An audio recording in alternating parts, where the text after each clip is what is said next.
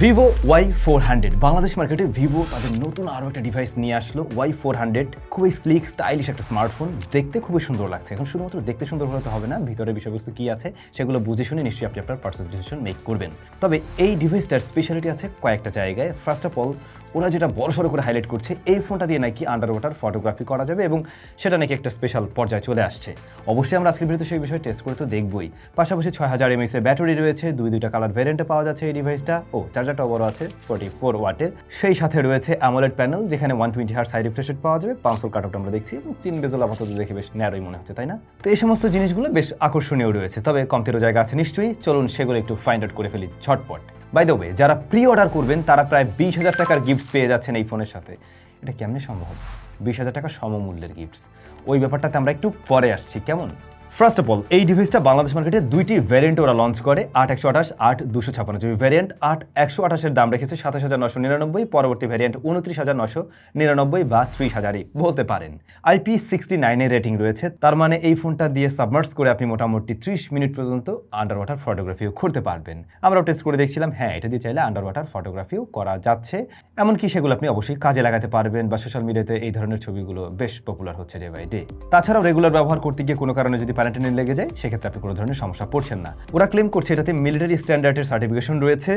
হয়তো এই ধরনের ড্রপ লাগলেও সমস্যা হবে না, বা মিলিটারি স্ট্যান্ডার্ড হিসেবে বোঝা যায় যে ফোনটা মোটামুটি শক্তপোক্তই হবে। কিন্তু এর গ্লাসটাকে, ডিসপ্লের গ্লাসটাকে কী দিয়ে প্রোটেকশন করা হলো, এই ব্যাপারটা কিন্তু আমরা শিওর করতে পারছি না, আমরা কোনো তথ্য পাইনি আসলে। Dynamic green and pearl white দুইটা কালার ভ্যারিয়েন্টে পাওয়া যাবে এই ডিভাইসটা।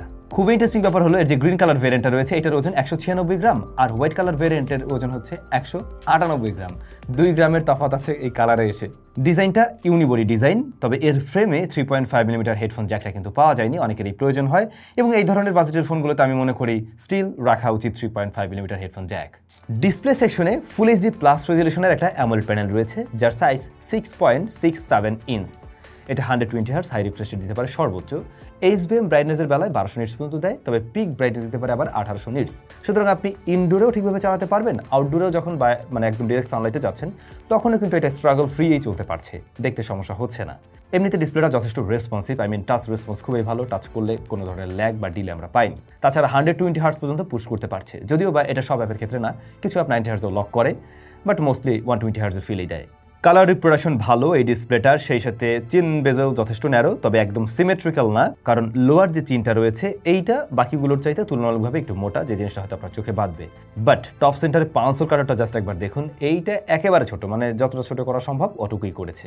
এর ফলে হয় কি, একটা ইমার্সিভ ভিউ পাওয়া যায়, মিডিয়া কনজাম্পশন যারা করেন তাদের কাছে ভালো লাগার কথা, এবং এটার কালার রিপ্রোডাকশনও বেশ ভাইব্রেন্ট। শুধুমাত্র বাকি থাকলো একটা জায়গায়, এটা ডিসপ্লেকে কী দিয়ে প্রোটেকশন করা হয়েছে সেই ব্যাপারটা আমরা সঠিকভাবে জানতে পারিনি। ডিসপ্লে ওয়াইজ এই প্রাইস পয়েন্ট থেকে অ্যাজ অফিসিয়াল ফোন কমপ্লেন করার মতো আমি সুযোগ দেখছি না। বাট ক্যামেরার কী অবস্থা? ফোনটার রিয়ারে মেইন ক্যামেরাটাই মেইন, এবং যেটা দেখলেও বোঝা যায় এটা বেশ বড়সড়। ক্যামেরার ডিজাইনটা লক্ষ্য করুন, এখানে যে মডিউলটা এর মাঝে দুইটা ক্যামেরা আছে ঠিকই, তবে মেইন ক্যামেরার জায়গাটা অনেক বড়সড় করে দেওয়া হয়েছে। এই ব্যাপারটা অনেকের কাছে ভালো লাগতে পারে, অনেকের কাছে একটু উইয়ার্ডও লাগতে পারে। এখানে 50 মেগাপিক্সেলের শুটার আছে, 2 মেগাপিক্সেলের সহকারী sensor, and front facing camera রয়েছে 8 মেগাপিক্সেল। ক্যামেরা 2 API আনলকড রয়েছে লেভেল 3 পর্যন্ত, চাইলে জিক্যাম টিক্যাম ব্যবহার করা যাবে এখানে। এই স্মার্টফোনটা দিয়ে যখন কিনা আমরা সানলাইট কন্ডিশনে আউটডোরে ছবি তুলছিলাম, সেই ছবিগুলো কিন্তু যথেষ্ট শার্প ছিল। ছবিগুলো ইভেন একটু জুম করলেও আপনি ডিটেল ভালোই পাবেন। সেই সাথে ডায়নামিক রেস হ্যান্ডেলও কিন্তু যথেষ্ট ওয়াইডার। এই প্রাইস পয়েন্টেই আমরা বেশ কিছু অফিসিয়াল ফোন পাই।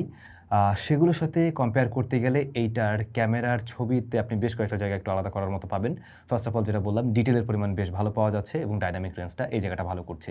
হেভি হাইলাইটকেও বা এক্সপোজারটাকেও তুলনামূলকভাবে ভালোভাবে ব্যালেন্স করার ট্রাই করছে, কিন্তু কালারটা একেবারে ন্যাচারাল নয়, কালারটা বরং একটু ভাইব্রেন্ট, এবং কন্ট্রাস্টের পরিমাণও একটু বেশি আছে, যার ফলে হয়তো ছবিগুলো দেখতে আর কি ভালো লাগে, আই ক্যাচি টাইপের আসে।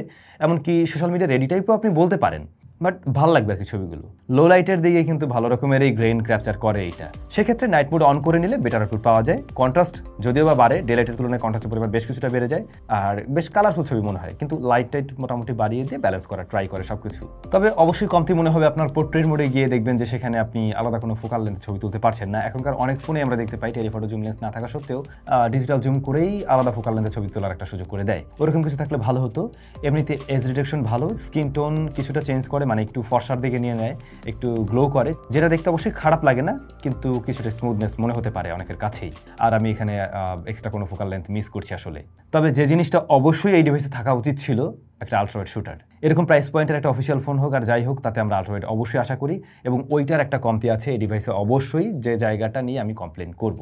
কারণ কি, ভিভোর ফোন অনেকে ক্যামেরার জন্য কেনে, রিসেন্টলি ভিভো ক্যামেরাতে ভালো করছে, এ কারণে অনেকে ক্যামেরার জন্য ভিভোর স্মার্টফোন কিনে থাকে, তো সেই জায়গাটা কিন্তু সার্ভ করতে পারছে না। একটা আলট্রাওয়াইড থাকলে এটা বরং আরও কাজে লাগতো। অন্যদিকে ফ্রন্ট ফেসিং যে ক্যামেরাটা রয়েছে, এটা আবার বেশ সুন্দর টাইপের সেলফি দেয়। সেলফি লাভারদের পছন্দ হয়ে যাওয়ার কথা এর ছবি। বেশ কিছুটা ব্রাইট করে দেবে, স্কিন কিছুটা সফট করে, বাট এমনি দাঁড়িয়ে আপনার যে একদম সফট করে ফেলছে ব্যাপারটা এমন না কিন্তু।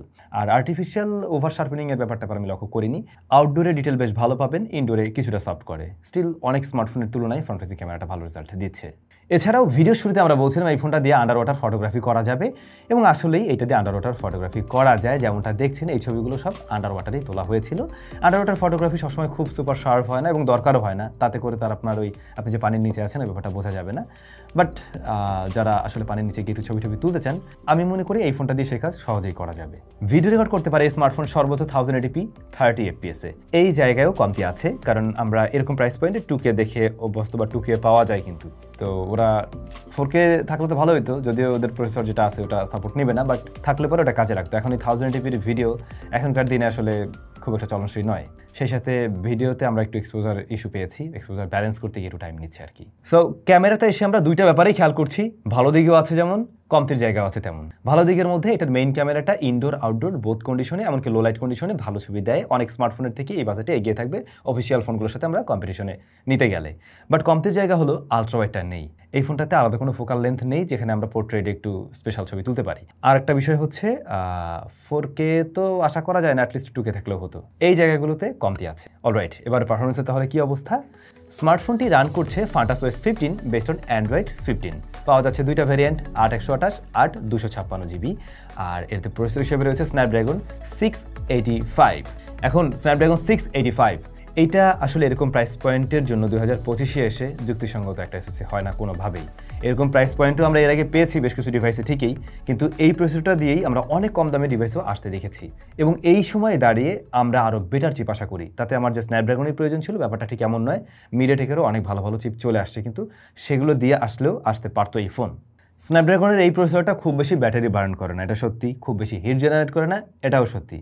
আবার একই সাথে এটাও সত্যি, এই প্রসেসরটা খুব বেশি ফাস্টার না। আপনি ডে টু ডে লাইফে ব্যবহার করতে গেলে বুঝতে পারবেন যে একটু ডিলে আছে, একটু স্লো করে। হ্যাঁ, ল্যাগ মেরে একদম বসে থাকে না। আর ওদের FuntasOS ভালো হওয়াতে আমরা ওই ধরনের কোনো সমস্যাও পাইনি, কিন্তু আপনি সুপার স্মুদি যে ব্যাপারটা ওইটা মিস করবেন, ওইটা পাবেন না এই ফোন থেকে। যেমন দেখুন, আমরা একটা অ্যাপ থেকে আরেকটা অ্যাপে যখন যাচ্ছি বা অ্যাপগুলো ওপেন ক্লোজ যে করছি, সেক্ষেত্রে কিন্তু মোটামুটি একটা ডিলে লক্ষ্য করা যায়। তাছাড়া যারা এরকম প্রাইস পয়েন্ট থেকে ফোন কিনে গেমিং করার চিন্তা ভাবনা করেন, এই ফোনটা কিন্তু আপনাকে গেমিংয়ের কোনো ভালো সাপোর্ট দিতে পারবেই না। এটা দিয়ে আপনি একদম 2D টাইপের যে গেম, বেসিক যে গেম, সেগুলো খেলে হয়তো সময় কাটাতে পারবেন, বাট ভারী গেম খেলার উপযোগী নয়। হয়তো রান করবে, কিন্তু ওই মজাটা আপনি পাবেন না। এর বাইরে গিয়ে 8GB র্যাম আছে, র্যাম ম্যানেজমেন্ট ভালো আছে, অ্যাট এ টাইম বেশ কয়েকটা অ্যাপ্লিকেশন নিয়ে কাজ করতে পারবেন। নর্মালি ইউজেসে এটা খুব একটা হিট জেনারেট করে না। সোশ্যাল মিডিয়া অ্যাপট্যাপগুলো যেগুলো মোস্টলি আমরা করি এই ধরনের কাজবাজ আমরা করে দেখেছি, সেগুলো হ্যান্ডেল করতে পারছে। বাট ওই যে একটু হালকা ডিলে ওই ব্যাপারটা আপনি নোটিস করতে হবে, মাথায় রাখতে পারেন কিন্তু এই ব্যাপারটা। সো সব মিলে পারফরমেন্স সেকশনে এই ফোনটার আসলেই দুর্বলতা থেকে যায়। যে প্রাইস পয়েন্টে এসেছে তাতে আমরা আরও বেটার প্রসেসর ডিজার্ভ করি। তবে যে জায়গাটা ভালো করেছে তা হলো ব্যাটারি। ফোনটাতে রয়েছে 6000 mAh এর ব্লু ভোল্ট ব্যাটারি। এটা ওদের নিজস্ব একটা টেকনোলজি, এবং এই ব্যাটারিগুলো লং লাস্টিংও বেশ ভালো হয়ে থাকে, যে কারণে দেখবেন ভিভোর অনেক ফোনে ওরা ব্যাটারি নিয়ে অনেক বড় ধরনের ক্লেম করে। এনিওয়ে, চার্জার হিসেবে বড় কিছু পাচ্ছেন 44 ওয়াটের। এই কম্বোকে আমি ঠিকঠাক বলবো এই প্রাইস পয়েন্ট থেকে। এই ফোনটা একদিন প্লাস টাইম খুব সুন্দরভাবে চালানো যায়।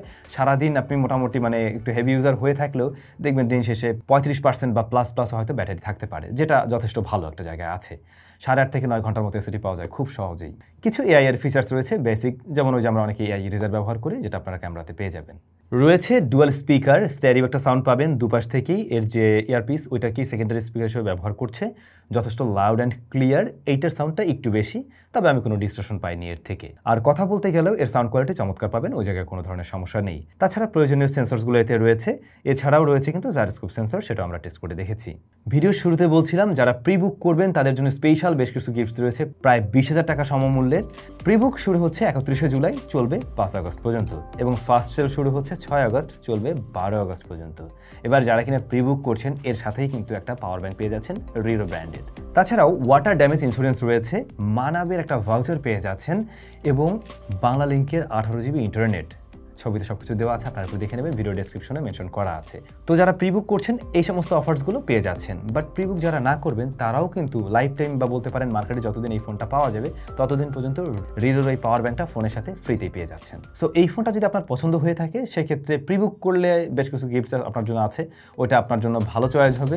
আর পরবর্তীতেও আপনি একটা পাওয়ার ব্যাংক পাচ্ছেন যেটা মনে হয় 1500-1600 টাকা সমমূল্যের আর কি। সো ওই প্রাইসটা লেস করে ধরতে পারেন চাইলে আর কি। এর সাথে স্টিল এই ফোনটার প্রাইসিং বেশি হয়ে গেছে। এই ফোনটার যে দামে এসছে সেই দামে আমরা কোন কোন জায়গাগুলোতে কমতি পেয়েছি সেগুলো তো আমি মেনশন করে দিলামই, সেই জায়গাগুলো ঠিক করে আসলে আমার আর কোনো কমপ্লেন থাকতো না। I hope clear. কেমন লাগলো আপনাদের কাছে কমেন্ট করে জানাবেন। সবাই ভালো থাকুন, দেখা হচ্ছে স্যামসাংয়ের নতুন ভিডিওতে।